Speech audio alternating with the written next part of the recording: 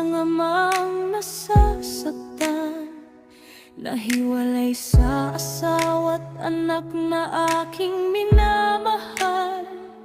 Si Kristof ang inspirasyon sa bawat pagbangon, kahit malayo sa piling ko, siya'y nasa aking puso. Sa iyong kaarawan, sana'y mabigyan ako ng pagkakataong makadalaw. Pangarap kong makita kang muli at marinig ang iyong masayang ngiti.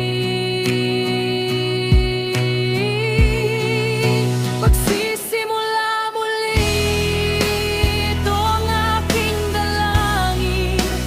Sana'y maghilom ang sugat naming mag-anak, at sa mahal kong asawa si Christine, kung iyong mamarapatin, handa akong ayusin ang lahat para sa ating pamilya. Nangangako akong mamahalin kayo habang buhay, at magiging ama at asawa na karapat-dapat sa inyo.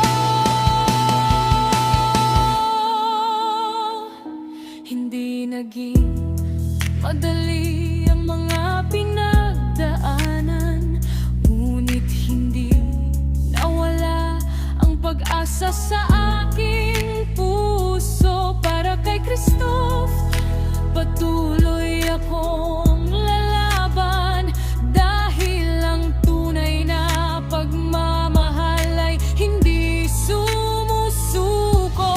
Ito ang kwento ng isang amang umaasa, na balang araw ay muling mabubuo ang pamilya, sa ngalan ng pag-ibig at kapatawaran. Isang bagong simula ang aking hinihiling.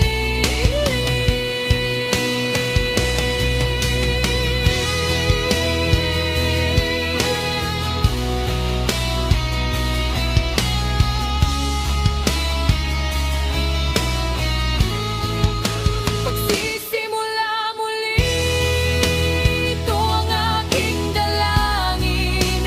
Sana'y maghilom ang sugat naming mag-anak, at sa mahal kong asawa si Christine, kung iyong mamarapatin, handa akong ayusin ang lahat para sa ating pamilya. Nangako akong mamahalin kayo habang buhay, at magiging ama at asawa na karapat-dapat sa inyo.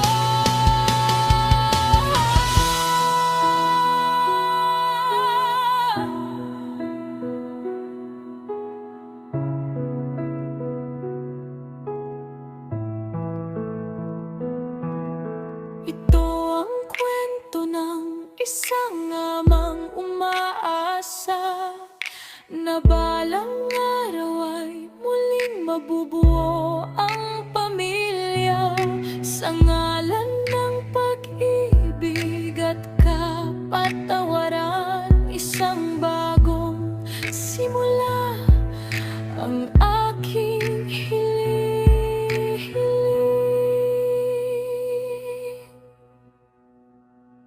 Pagsisimula